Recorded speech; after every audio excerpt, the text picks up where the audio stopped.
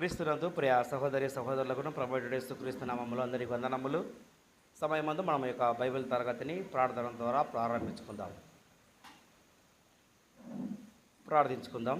పరిశుద్ధుడైన మా తండ్రి, పరమందువాసుని గొప్ప దేవ, నీ పరిశుద్ధమైన నామమునకు స్తుతులు స్తోత్రములు తెలియజేసుకుంటున్నాము తండ్రి.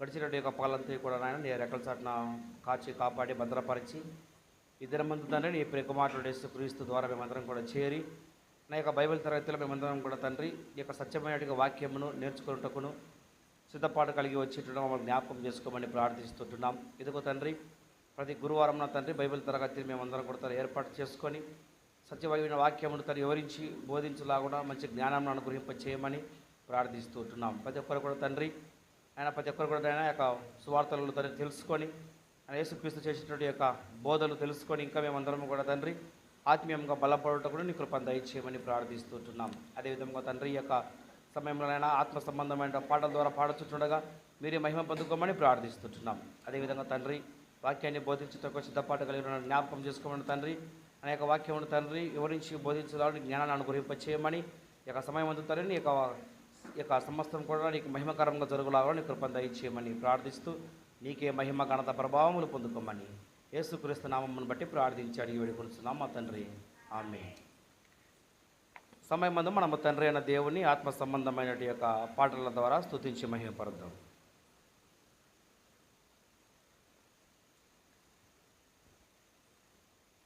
క్రైస్తవ ఆత్మీయగీతంలో నుంచి పాట నెంబర్ 106 నెంబర్ పాట పాడుకుందాం. పాట నెంబర్ 106 నెంబర్ పాట.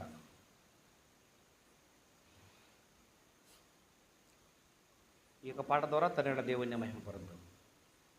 హల్లెలూయా స్తుతి మహిమా ఎల్లప్పుడు దేవునికి చెదాము.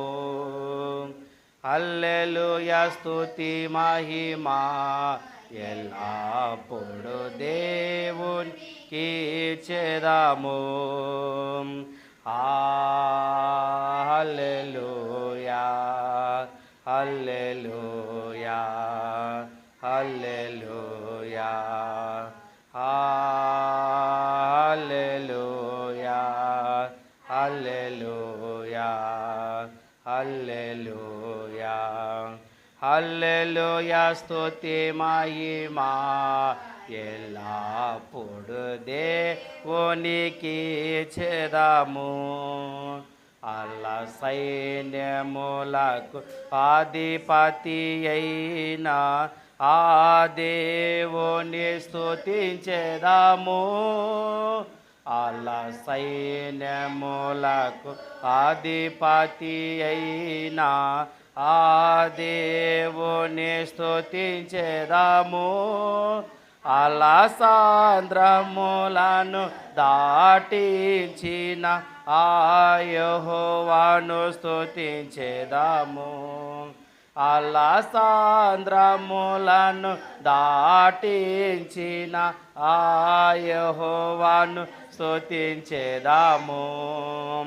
హల్లెలూయా స్తుతి మహిమా ఎల్లప్పుడు దేవునికి చెదాము.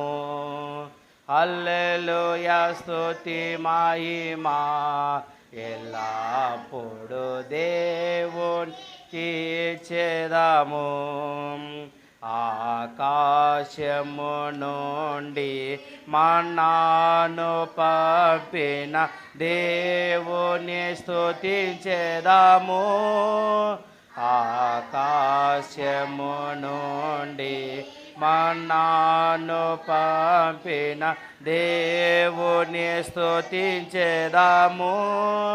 బండ నుండి మధుర జలమును పంపిన ఆ దేవుని స్తుతించెదను. బండ నుండి మధుర జలమును పంపిన ఆ దేవుని స్తుతించెదను. హల్లెలూయా స్తుతి మహిమా ఎల్లప్పుడు దేవునికి చెదాము. హల్లెలూయా స్తుతి మహిమా ఎల్లప్పుడు దేవునికి చేదాము. హల్లెలూయా హల్లెలూయా హల్లెలూయా హల్లెలూయా హల్లెలూయా హల్లెలూయా హల్లెలూయా స్తుతి మహిమా ఎల్లప్పుడు దేవునికి చేదాము. అలాగే మరొక పాట ద్వారా తన దేవుని మహిమ పరుద్దాం. క్రైస్తవ ఆత్మీయగీతం నుంచి పాట నెంబర్ 437 నెంబర్ పాట పడుకుందాం. పాట నెంబర్ 437 నెంబర్ పాట, నాదు జీవితము మారిపోయినది నిన్ను ఆశ్రయించిన వేళ అనేటువంటి పాట ద్వారా తండ్రి దేవుని మహిమ పరుద్దాం. ఈ పాట రక్షణ, హెచ్చరిక, నిరీక్షణ, ప్రార్థన గీతము. నాదు జీవితము మారిపోయినది నిన్నాశ్రయించిన వేళ నాదుకొంటివి ప్రభువా. నాదు జీవితము చాలునయ్యా దేవా, ఈ జన్మధన్యమే ప్రభువా.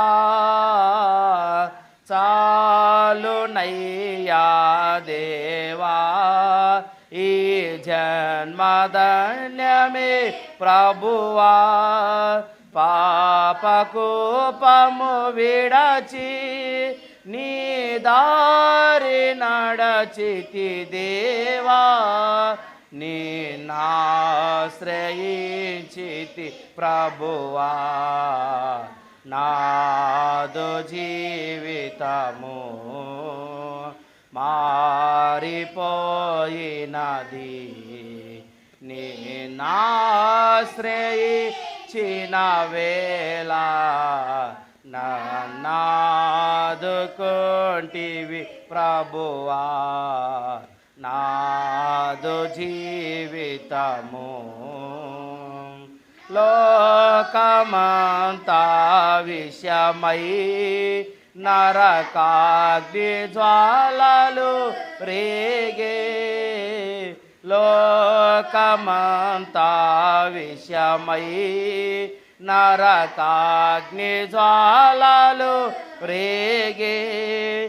ఆదారి నడువక నన్ను కాపాడినావని దేవా, నిన్నాశ్రయించితి ప్రభువా. నాదు జీవితము మారిపోయినది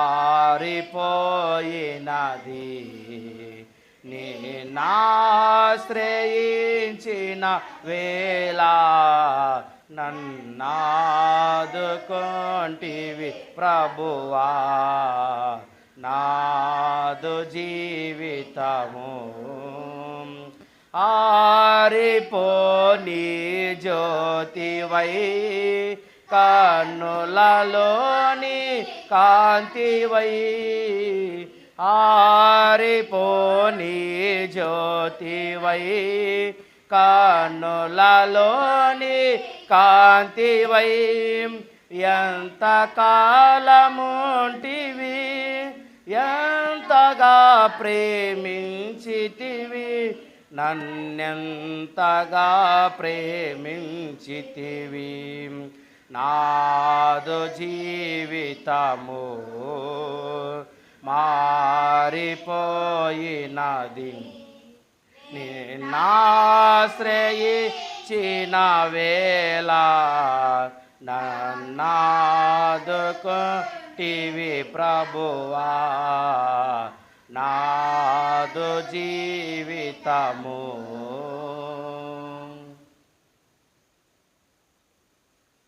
ఇంతవరకు మనం తరిన దేవుని ఆత్మ సంబంధమైనటువంటి యొక్క పాటల ద్వారా స్తుతించి మహిమపరిచుంటున్నాము. ఈ యొక్క సమయంలో వాక్యాన్ని మనము నేర్చుకుందాం. వాక్యం నేర్చుకునే ముందు మనము ప్రార్థించుకుందాం. పరిశుద్ధుడైన మా తండ్రి పరమందువాసిన గొప్ప దేవ, నీ పరిశుద్ధమైన నామమునకు స్తుతులు స్తోత్రములు తెలియజేసుకుంటున్నాము తండ్రి.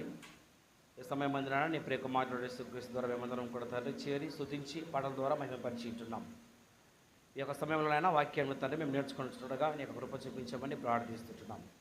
యోహాను రాసిన సువార్త తండ్రి మేమందరం కూడా తండ్రి నేర్చుకుంటకును, సంక్షిప్త వివరణ మేమందరం కూడా తండ్రి నేర్చుకుంటకును, దాని యొక్క అంశమును దాని యొక్క వివరణ ఏమై ఉన్నదో ఆ యొక్క యోహాను రాసిన సువార్త ఉన్నటువంటి యొక్క విషయములను తండ్రి ఆ యొక్క అధ్యాయములలో ముందు తండ్రి మేము యొక్క వివరణ మేము నేర్చుకుంటుండగా నీ కృప చూపించమని ఆయన మేమందరం కూడా తండ్రి వాక్యములు తెలుసుకొని ప్రతి ఒక్కరు కూడా తండ్రి వాక్య ప్రకారంగా జీవించటకు నీ కృప దయచేయమని ప్రార్థిస్తున్నాం. అదేవిధంగా తండ్రి ఎక్కడ ఏ ప్రాంతంలో ఉన్నప్పటికీ ఆయన వినిచిన ప్రతి ఒక్కరిని కూడా జ్ఞాపకం చేసుకోమని ప్రార్థిస్తున్నాం తండ్రి. ఆయన వాక్యము తండ్రి వైపు వారి యొక్క మనస్సును వారి యొక్క చెవులు ఉంచి వాక్యం ఎందులాగునా సత్యాన్ని గ్రహించలాగా నీ కృపను దయచేయమని ప్రార్థిస్తూ తండ్రి అనే యొక్క సమయంలో నీకు మహిమకరంగా జరగాలని కృపను దయచేయమని ప్రార్థిస్తూ యేసుక్రీస్తు నామమును బట్టి ప్రార్థించి అడిగి వేడుకొంటున్నాం మా తండ్రి, ఆమేన్. సమయమందు మనము దేవుని యొక్క వాక్యాన్ని మనము నేర్చుకున్నట్లయితే ఈ సమయంలో మనము యోహాను రాసిన సువార్తలో ఉన్నటువంటి విషయాలను గురించి మనము క్లుప్తంగా మనము కొన్ని విషయాలను మనం నేర్చుకుందాం. గత కాలంలో మనం నేను చెప్పే అంశములు మార్కు రాసిన సువార్త మనము 1వ అధ్యాయం నుంచి 16 అధ్యాయాల వరకు మనము క్లుప్తంగా ఆ యొక్క సువార్తలలో యేసుక్రీస్తు ప్రభువు చెప్పినటువంటి యొక్క అంశములను వివరములను అదేవిధంగా ఆయన చేసినటువంటి యొక్క అద్భుతములను స్వస్థతలను గురించి అదేవిధంగా ఆయన యొక్క మరణమును సమాధిని పునరుత్థానమును ఆయన ప్రకటించిన రీతిని బట్టి మనము మార్కు రాసిన సువార్తలో మనము క్లుప్తంగా మనం నేర్చుకొని ఉంటున్నాము. ఈ యొక్క సమయంలో నేను యోహాను రాసిన సువార్తను నేను ఈ యొక్క అధ్యాయములను వివరించుటకును మేము సిద్ధపాటు కలిగి ఉన్నాను. ఈ యొక్క సమయంలో మనము యోహాను రాసిన సువార్త సంక్షిప్త వివరణ గురించి మనము నేర్చుకున్నట్లయితే ఈ యొక్క విషయాన్ని మనము ఆలోచన చేసినట్లయితే ఈ యొక్క అధ్యాయంలో యోహాను రాసిన సువార్త అనేటువంటిది దాంట్లో 21 అధ్యాయాలు మనకు వివరంగా రాయబడి ఉన్నవి.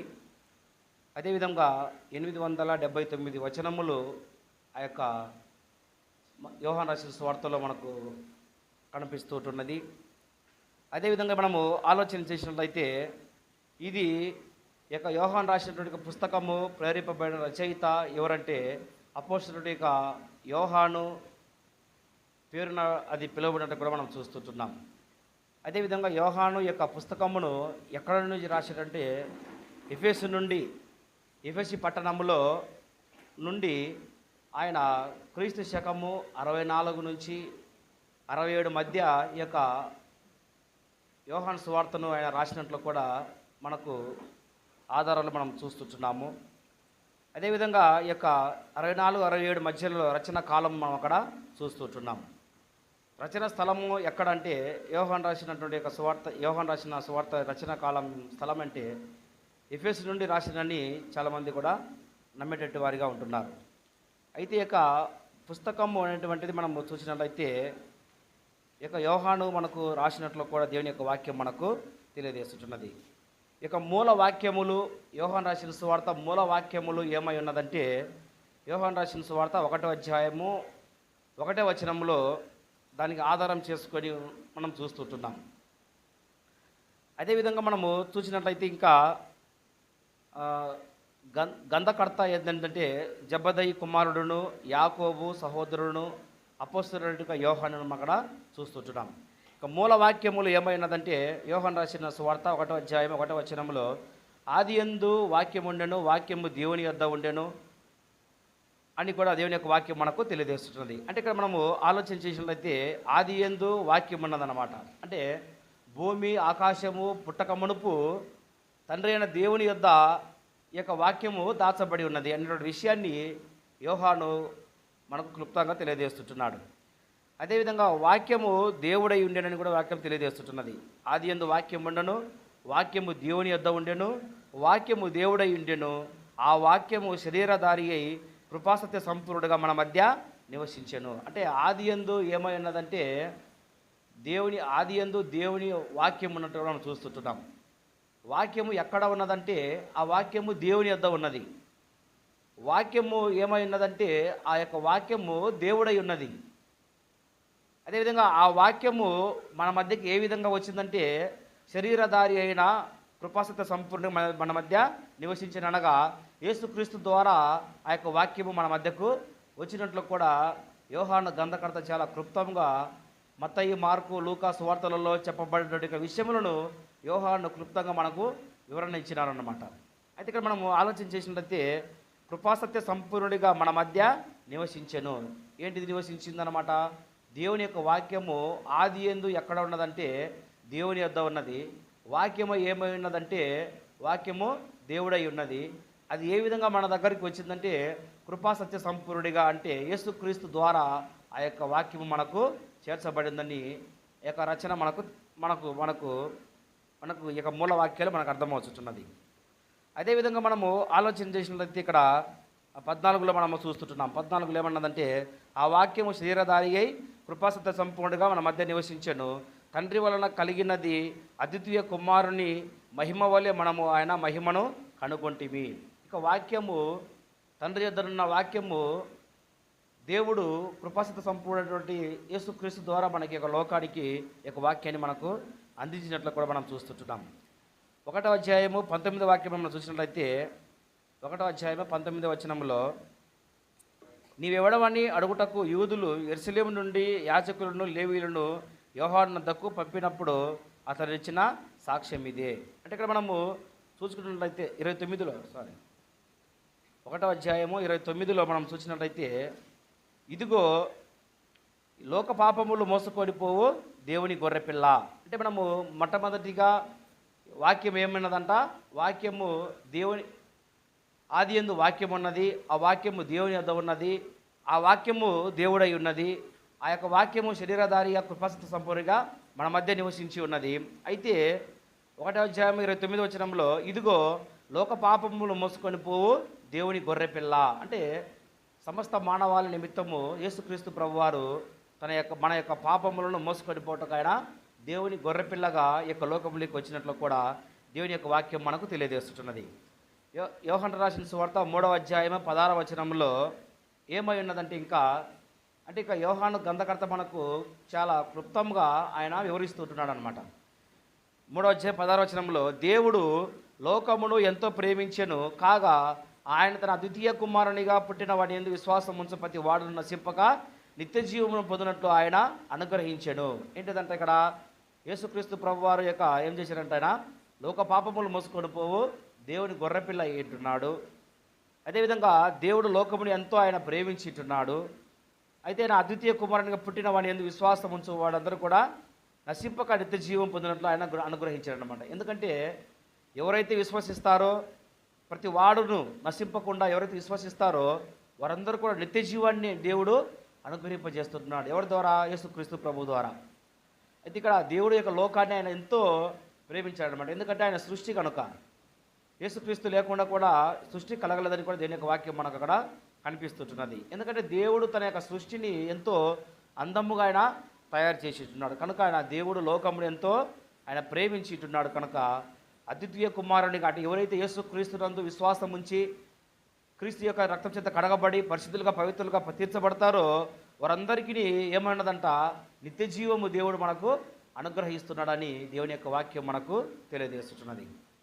అదేవిధంగా యోహాను రాసిన సువార్త 6వ అధ్యాయం 29వ వచనంలో, యేసు ఆయన పంపిన వాడి యందు మీరు విశ్వాసం ఉంచుటే దేవుని క్రియ అని వారితో చెప్పాను. ఏం చేయాలంటే విశ్వాసం ఉంచాలి. ఎవరి యందు విశ్వాసం ఉంచాలి అంట? దేవుని యందు. అంటే యేసు పంపిన వాడి యందు. దేవుడు ఎవరిని పంపినాడు అంటే యేసుక్రీస్తును ఆయన పంపి ఉన్నాడు.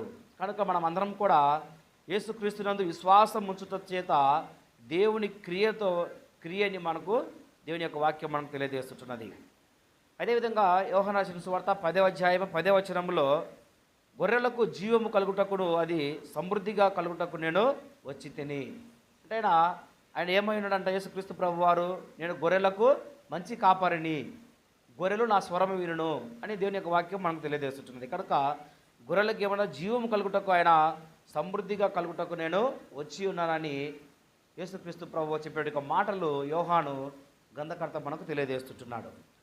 అదేవిధంగా 10వ అధ్యాయము 27-28 మనం చూసినట్లయితే, నా గొర్రెలు నా స్వరము వినును, నేను వాటిని నేను ఎరుగుదును, అవి నన్ను వెంబడించును, నేను వాటికి నిత్య జీవం ఇచ్చుచున్నాను. ఇక్కడ నా గొర్రెలు నా స్వరం వింటాయి. ఎవరైతే యేసుక్రీస్తునందు విశ్వాసం ఉంచుతారో వారందరికీ కూడా దేవుడు నిత్య జీవాన్ని అనుగ్రహింపజేస్తుంటున్నాడు. అదేవిధంగా ఆయన గొర్రెలకు జీవం కలుగుటకు ఆయన సమృద్ధిగా ఆయన అనుగ్రహింపజేసి ఉంటున్నాడు. అదేవిధంగా ఎవరైతే దేవుని యొక్క స్వరము వింటారో, అంటే ఆయన యొక్క గొర్రెలు నా స్వరము వింటాయో వినును, నేను వాటిని ఎరుగుదును, అవి నన్ను వెంబడించును, నేను వాటికి నిత్య జీవం ఇస్తున్నాను. అంటే ఇక్కడ మనం ఆలోచన చేసినట్లయితే యేసుక్రీస్తు ప్రభువారు ఆయన ఏ విధంగా వచ్చాడో లోకంలోనికి గొర్రె పిల్ల వల్ల ఆయన వచ్చి ఉంటున్నాడు. మనమందరం కూడా దేవుని యొక్క భాషలో మనం చూసినట్లయితే మనమందరం కూడా గొర్రెలము. అంటే లోక పాపములు మోసుకొని పోవు దేవుని ఆయన గొర్రెపిల్ల అయి ఉన్నాడు. అంటే దేవుని యొక్క స్వరము, అంటే ఆ యొక్క గొర్రెపిల్ల స్వరము ఎవరైతే వింటారో వారందరూ కూడా, అందుకనే ఏం చెప్తున్నాడంటే నా గొర్రెలు నా స్వరము వినును. అంటే మనం అందరం కూడా దేవుని యొక్క పిల్లలమై ఉన్నాం కనుక దేవుని యొక్క మాటలు మనకు అర్థమవుతాయి, దేవుని యొక్క మాటకు మనము లోబడేవారిగా ఉంటాం. అయితే మనము ఆయన వెంబడించినట్లయితే ఆయన మనకి ఏం ఇస్తానంటున్నాడు అంటే నిత్య జీవం ఇస్తానంటున్నాడు. మనము విశ్వాసముచ్చుట చేత మనకు నిత్య జీవం అటువంటిది దొరుకుతుందని దేవుని యొక్క వాక్యం మనకు తెలియజేస్తున్నది.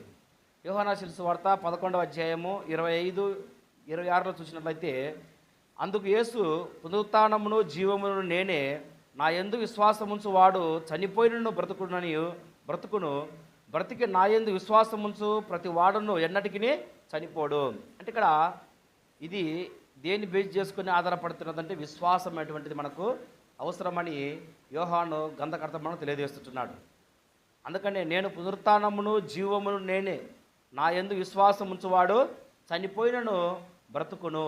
ఒకవేళ యేసుక్రీస్తునందుండి విశ్వాసం ఉంచి మనం చనిపోయినట్లయితే మనం బ్రతుకుతామని దేవుని యొక్క వాక్యం మనకు తెలియజేస్తున్నది. బ్రతికి నా యందు విశ్వాసం ఉంచు ప్రతి వాడును ఎన్నటికి చనిపోడు. అంటే యేసుక్రీస్తునందు మనము విశ్వాసం ఉంచి బ్రతుకుతే మనము చనిపోయినను మనం బ్రతుకుతాము. అదేవిధంగా బ్రతికి నా యందు విశ్వాసం ఉంచువాడు ఎన్నటికి చనిపోడు.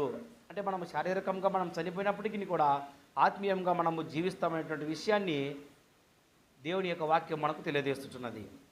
అదేవిధంగా 13వ అధ్యాయము యోహాను సువార్త 13వ అధ్యాయము 35వ వచనంలో, మీరు ఒకని ఎడల ఒకడు ప్రేమ గలవారైన ఎడల దీన్ని బట్టి మీరు నా శిష్యులను అగుదురని తెలుసుకుందరన్నాను. ఏంటంటే ఇక్కడ మనమందరం ఏం చేయాలంటే మనము ఒకరిని ఎడల ఒకడము ప్రేమ గలవారై ఉండాలని దేవుని యొక్క వాక్యం మనకు తెలియజేస్తున్నది. అంటే దీన్ని బట్టి అంటే యేసుక్రీస్తుకు ఎటువంటి ప్రేమ కలిగి ఉన్నదో అలాంటి యొక్క ప్రేమను కలిగి మనం ఉండాలని దేవుని యొక్క వాక్యం మనకు తెలియజేస్తున్నది. అదేవిధంగా అలాంటి యొక్క ప్రేమను బట్టి మనము ఎవరు శిష్యులమవుతామంట, దేవుని క్రీస్తు ప్రభు శిష్యులమని మనకు దేవుని యొక్క వాక్యం మనకు తెలియజేస్తున్నది. అదేవిధంగా 14వ అధ్యాయము 6వ వచనంలో యోహాను సువార్త 14వ అధ్యాయం 6వ వచనంలో ఏమని తెలియబడదంటే, నేనే మార్గమును సత్యమును జీవమును, నా ద్వారా తప్ప ఎవడును కూడా తండ్రి యొద్దకు రాడు.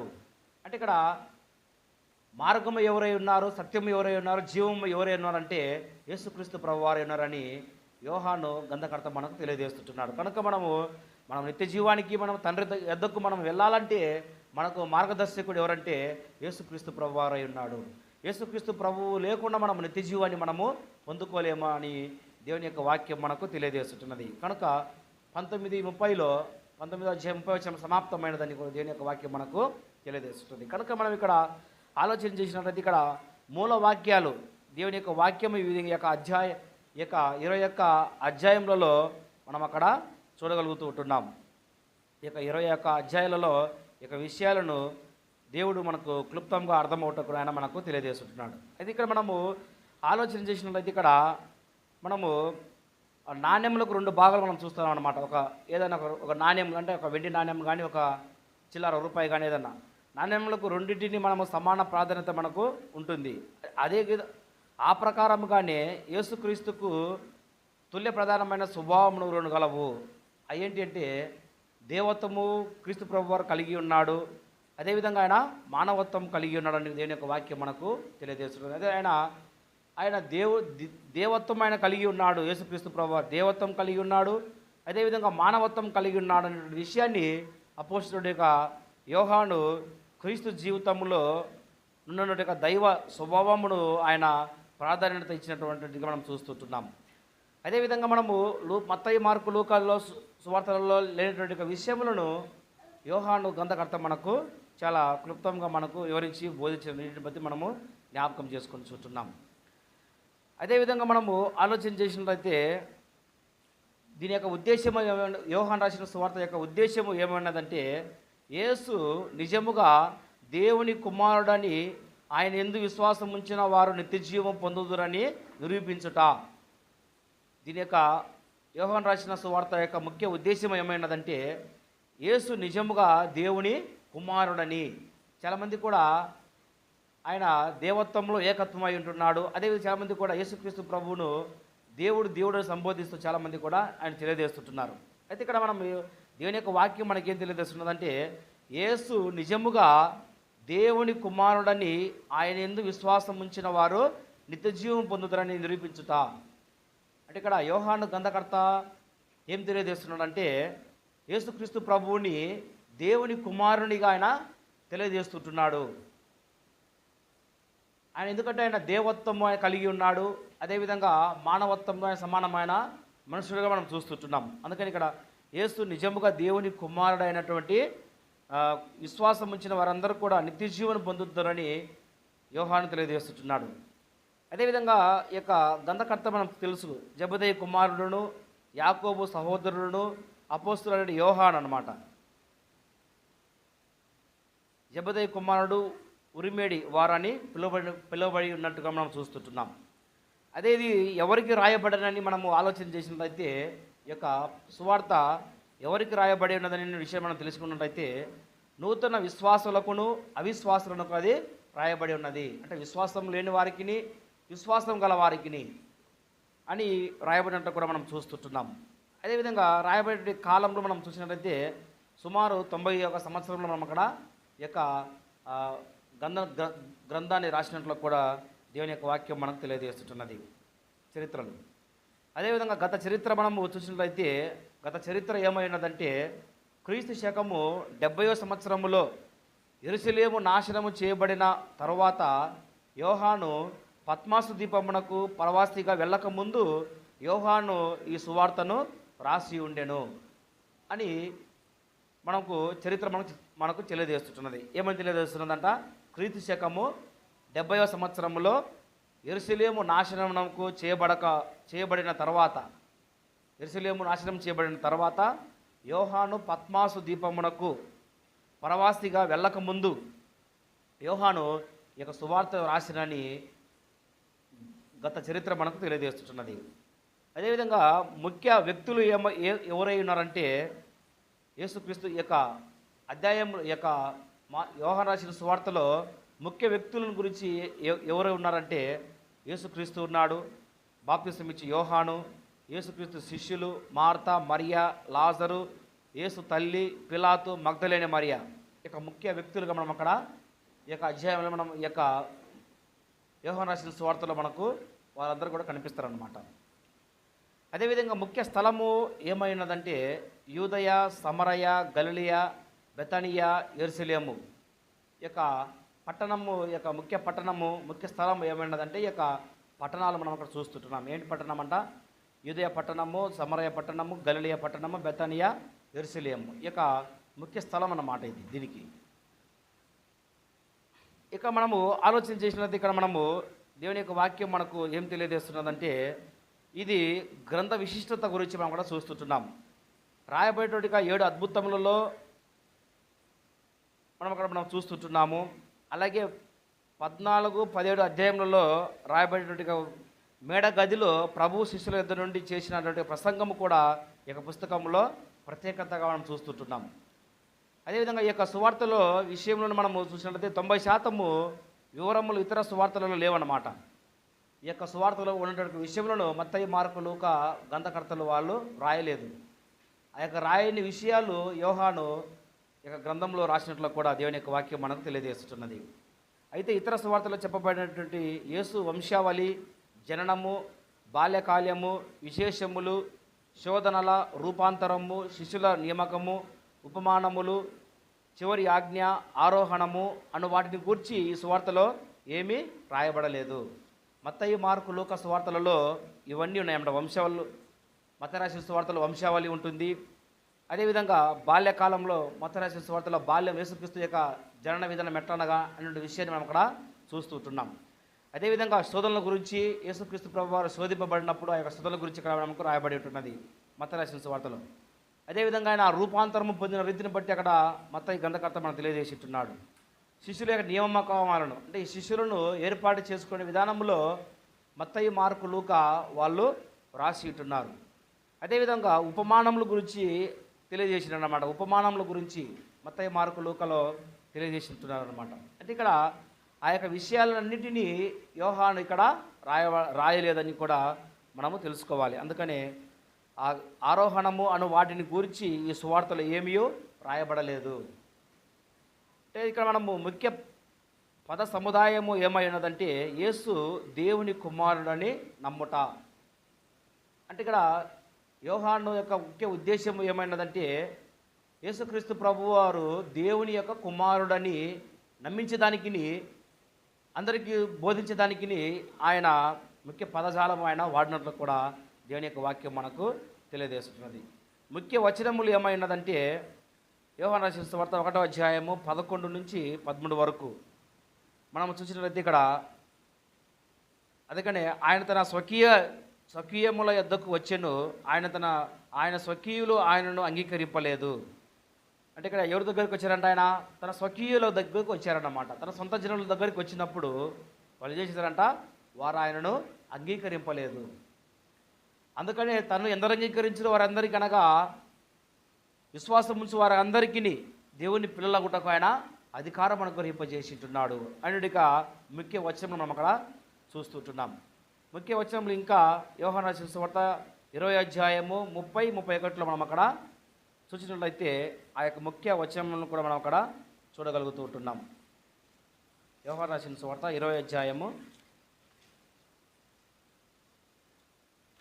30-31లో మనము చూసినట్లయితే ఇక్కడ మరియు అనేకమైన ఇతర సూచక్రియలను యేసు తన శిష్యుల ఎదుట చేసెను, అవి ఈ గ్రంథమందు రాయబడి ఉండలేదు. కానీ యేసు దేవుని కుమారుడైన క్రీస్తు అని మీరు నమ్మునట్లును నమ్మి ఆయన నామమందు జీవం పొందినట్లును ఇవి రాయబడిను.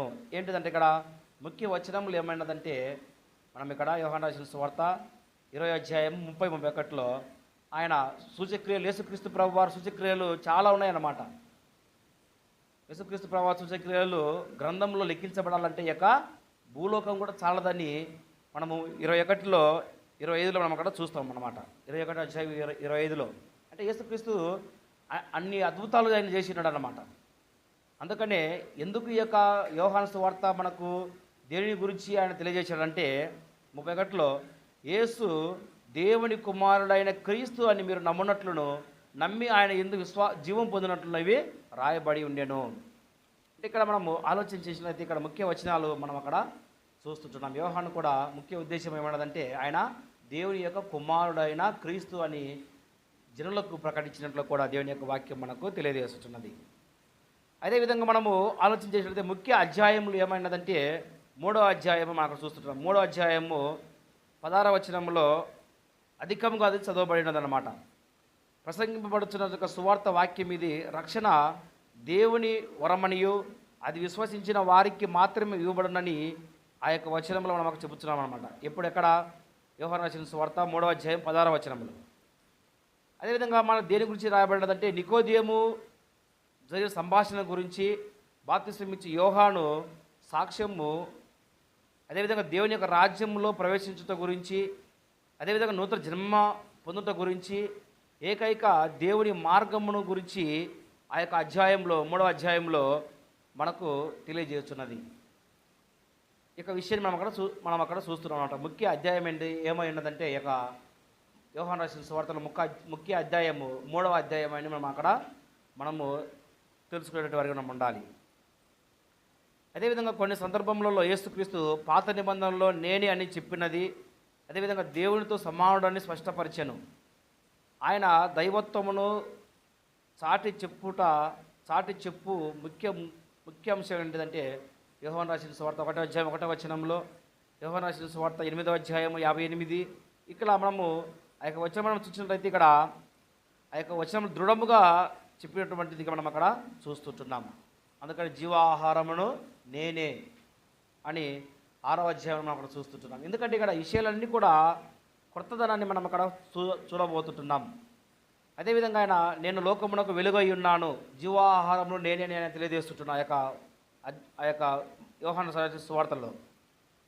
అదేవిధంగా ఆయన మళ్ళా నేనే ద్వారమును అని తెలియజేస్తుంటున్నాడు, నేనే మంచి కాపరిని తెలియజేస్తుంటున్నాడు, పునరుత్థానమును జీవమును నేనే తెలియజేస్తుంటున్నాడు, నేనే మార్గమును సత్యమును జీవమును తెలియజేస్తుంటున్నాడు, నేనే నిజమైన ద్రాక్షవల్లిని ఆయన తెలియజేస్తుంటున్నాడు.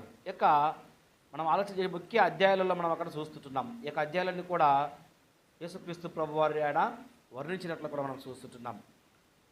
అదేవిధంగా మనము ఆలోచన చేసినట్లయితే ఇక్కడ గ్రంథ విభజన, గ్రంథం ఏ విధంగా విభజించబడిందో మనం చూసినట్లయితే ఇతర 3 సువార్తలలో లేని ప్రత్యేకమైనటువంటి యొక్క సారాంశము, శైలిని యొక్క గ్రంథము కలిగి ఉన్నది.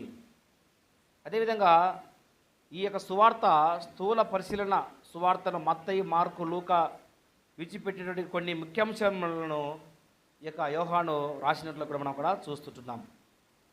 అదేవిధంగా సులభమైన రీతిలో, అదేవిధంగా అందరికీ అర్థమయ్యే రీతిలో ఈ గ్రంథంలో ఉన్న పుస్తకాలు అన్నింటినీ శ్రేష్టమైన వాటిగా మనం అక్కడ చూస్తుంటున్నాం. అదేవిధంగా ఆత్మీయ సత్యములను గురించి, పరిపూర్ణము గురించి, యేసునందు విశ్వాసం ఉంచడం గురించి, మనుషులు ఆత్మ జీవులుగా మారగలరని, ఇంకా అనేకమైన విధములుగా ఆ యొక్క గ్రంథంలో మనము వివరించినట్లు కూడా యోహాను మనకు తెలియజేస్తున్నాడు. అదేవిధంగా మనము ఉపోద్ఘాతము మనం ఆలోచన చేసినట్లయితే దేవుని కుమారుని అవతారం ఆయన మనం చూస్తుంటున్నాం. యోహాను రాసిన సువార్త 1వ అధ్యాయము 1 నుంచి 18 వరకు మనము దేవుని యొక్క కుమారునిగా అవతరించుంటున్నాడు. అదేవిధంగా దేవుని కుమారుని బహిరంగ సువార్త సేవ చేసినట్టు కూడా అక్కడ మనం చూస్తుంటున్నాం. అదేవిధంగా దేవుని కుమారుడు ఎదుర్కొన్న ఎదిరింపుల గురించి మనం కూడా చూస్తుంటున్నాం. ఇటీవల అనేకమైన విషయములను ఆయన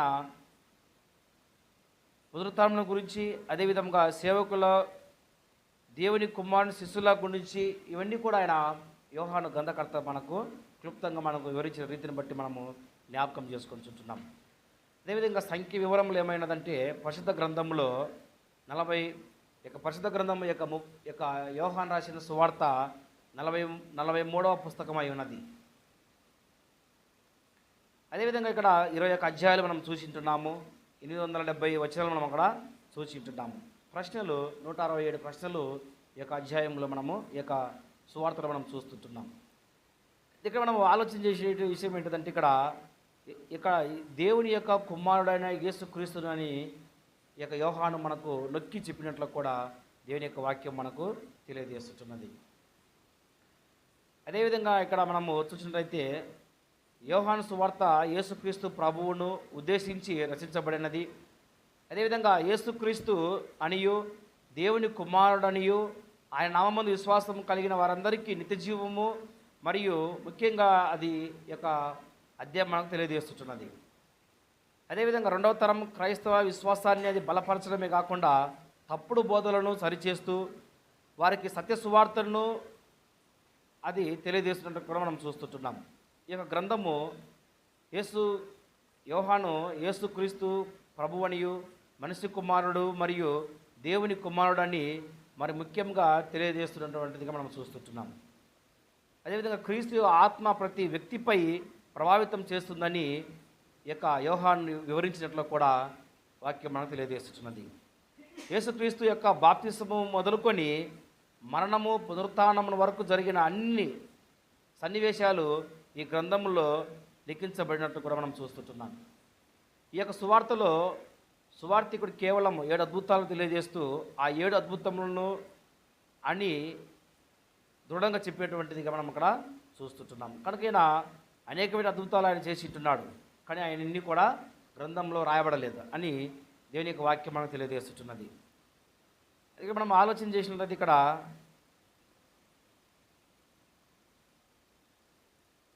క్రీస్తు ఆహరణమై తర్వాత ఆదరణకర్తను సత్యస్వరూపి అయిన ఆత్మ ఏ విధంగా సర్వసత్యమైన పరిచర్యలోనికి నడిపించిందో ఈ యొక్క యోహాను సువార్తలో మనం చూస్తుంటున్నాం. నమ్ముట గురించి, సాక్షి గురించి, ఆదరణ గురించి, జీవం గురించి, మరణం గురించి, వెలుగు గురించి, చీకటి గురించి, ప్రేమ గురించి అనేకమైనగా మారు ఈ యొక్క పేర్లను బట్టి ఈ యొక్క సువార్తలలో మనము యోహాను రాసిన సువార్తలో మనకు వివరంగా తెలియపరచబడింది. అదేవిధంగా మనము చూసినట్లయితే యేసుక్రీస్తు యొక్క కేవలం తన యొక్క జననం నుంచి పరిచయము చేయడు, కానీ ఆయన ఏమైనదంటే ఆయన దేవుని యొక్క వాక్యం ఆదియందు వాక్యం ఉన్నది. ఆ వాక్యమే శరీరధారి అయిగా లోక పాపములను మోసుకొని పో దేవుని గొర్రెపిల్లగా మెస్సియగా, అదేవిధంగా ప్రతివాడు నశించకుండా ఆయన ద్వారా నిత్యజీవం పొందినట్లు యేసుక్రీస్తును పరిచయం చేసేటువంటిది మనం చూస్తుంటున్నాం. అదేవిధంగా ఈ సువార్త యేసుక్రీస్తు జీవితంలో ఉన్న దైవ స్వభావమును మానవత్వాన్ని వివరించి కాలము సంబంధించిన భిన్నమైన ముఖ్యాంశములను ఆధారం చేసుకొని ఈ యొక్క సువార్త రచించినట్లు కూడా దేవుని యొక్క వాక్యం మనకు తెలియజేస్తుంది. కనుక మనం ఇక్కడ ఆలోచన చేసినది మనకు తెలియజేస్తుంది ఈ యొక్క ముఖ్య ఉద్దేశం గురించి. ఇక యోహాను సంక్షిప్తంగా మనము నేర్చుకున్నట్టయితే ముఖ్యంగా ఆయన దేవుని యొక్క కుమారుడని మనకు తెలియజేస్తున్నది. అదేవిధంగా యేసుక్రీస్తు తనను గూర్చి దృఢంగా ఏమై ఉన్నదంటే మాటలు జీవాహారమును నేనే అని తెలియజేస్తున్నాడు. అదేవిధంగా నేను లోకమునకు వెలుగై ఉన్నానని తెలియజేస్తున్నాడు. నేనే ద్వారమును తెలియజేస్తున్నాడు. నేనే మంచి కాపరిని తెలియజేస్తున్నాడు.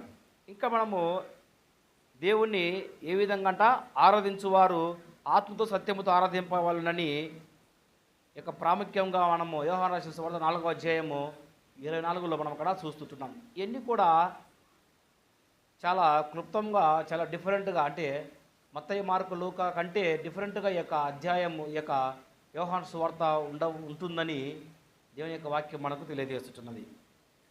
అదేవిధంగా మనము చూసినట్లయితే దీని యొక్క సారాంశం ఏంటంటే నిజ జీవితంలో పరిపూర్ణమైన పరిచర్య ఏ విధంగా చేయాలి అనేటువంటి ప్రత్యేకంగా యోహాను రాసిన సువార్త 3వ అధ్యాయం 16వ వచనంలో దేవుడు లోకమును ఎంతో ప్రేమించినని దేవుని యొక్క వాక్యం మనకు తెలియజేస్తున్నది. ఈ యొక్క అధ్యాయంలో యోహాను రాసిన సువార్తలలో మనకు ముఖ్య సారాంశం ఏమైనదంటే దేవుడు లోకమును ఎంతో ప్రేమించెను కాగా తన అద్వితీయ కుమారునిగా పుట్టిన వాని యందు విశ్వాసం ఉంచు ప్రతి వాడును నశింపక నిత్యజీవం పొందినట్లును ఆయన అనుగ్రహించెను అని దేవుని యొక్క వాక్యం మనకు తెలియజేస్తున్నది. కనుక యేసుక్రీస్తు వలె మానవత్వంలో మాదిరికరమైన జీవితంలో మనము జీవించే వారికి ఉండాలని దీనికి వాక్యం మనకు తెలియజేస్తుంది. ఇతరుల పట్ల కూడా ఇదే జీవితము మనమందరము కలిగి ఉండాలని, అదేవిధంగా జీవించాలని, ఆత్మతో సత్యముతో తండ్రిని ఆరాధించాలని, నిత్య జీవమునకు వారసులమై మనము ఆశీర్వాదములు పొందుకోవాలని దేవుని యొక్క వాక్యం మనకు తెలియజేస్తుంటుంది. కనుక దేవుని యొక్క వాక్యం మనకు ఈ విధంగా మనకు క్లుప్తంగా మనకు వివరించి ఉంటున్నది. కనుక మనము యోహాను రాసినటువంటి యొక్క సువార్తలో ఉన్నటువంటి విషయంలో మనము క్లుప్తంగా మనము నేర్చుకొని ఉంటున్నాం. దేవుని యొక్క చిత్తం అయితే మనమందరం కూడా 1వ అధ్యాయం నుంచి 21వ అధ్యాయం వరకు మనము దేవుని యొక్క చిత్తమును బట్టి మనము నేర్చుకోవడానికి ప్రయత్నం చేద్దాం. కనుక యోహాను రాసిన సువార్త మనకి ఏమైనదంటే ఇది 21 అధ్యాయాలు కలిగి ఉన్నది, 879 వచనములు కలిగి ఉన్నది. ఇది క్రీస్తు శకము 67-64లో రాయబడి ఉంటున్నది. ఇక ఎఫెసులో యొక్క రచన స్థలం మనం చూస్తుంటున్నాము. అదేవిధంగా ఇది ఎందు నిమిత్తం రాయబడినదంటే దేవుని యొక్క కుమారుడు అయిన క్రీస్తు అని నమ్ముట చేత యోహాను రాసిన సువార్త మనకు తెలియజేస్తుంది. కనుక మనమందరం కూడా ఆ యొక్క యోహాను సువార్తలో ఉన్న అధ్యాయంలో ఉన్నటువంటి విషయములను మనం ఇంకా నేర్చుకొని మనమందరం కూడా ఆత్మీయంగా బలపడి నిత్య జీవమును విశ్వాసము కలిగి మనము నిత్య జీవం పొందుకుంటకును మనమందరం కూడా ఏం చేయాలంటే విశ్వాసము కలిగి మనం జీవించే వారికి ఉండాలి. దేవుడు ఆయన లోకాన్ని ఎంతో ఆయన ప్రేమించినటువంటి విషయాన్ని తెలియజేస్తూ ఇంకా మారు మనస్సు, అదేవిధంగా పాపక్షమాపణ, పశ్చాత్తాపము ఇవన్నీ కూడా మనకు ఆ యొక్క గ్రంథంలో మనం చూస్తుంటున్నాం. ఆయన నిజమైన ద్రాక్షవల్లి ఆయన తెలియజేస్తుంటున్నాడు. నేనే మార్గమును సత్యమును ఆయన తెలియజేస్తున్నాడు. దేవుని ఏ విధంగా ఆరాధించాలనే విషయాన్ని ఆయన తెలియజేస్తున్నాడు. నికోదేము ఏ విధంగా ఆయన మరలా జన్మించాలనే విషయాన్ని ఆయన తెలియజేస్తున్నాడు. కనుక ఆయన ఈ యొక్క విషయాలన్నింటినీ కూడా మనము ముందున్నటి కాలంలో మనం నేర్చుకోవడానికి ప్రయత్నం చేద్దాం. కనుక ఇంతవరకు శ్రద్ధగా విన్న మీ అందరినీ కూడా యేసుక్రీస్తు నామములో వందనాలు తెలియజేస్తుంటున్నాను. ఈ యొక్క సమయంలో ముగింపు ప్రార్థన మా మధ్య సహోదరుడు రవిశేఖర్ గురించి తెలియజేస్తున్నాను.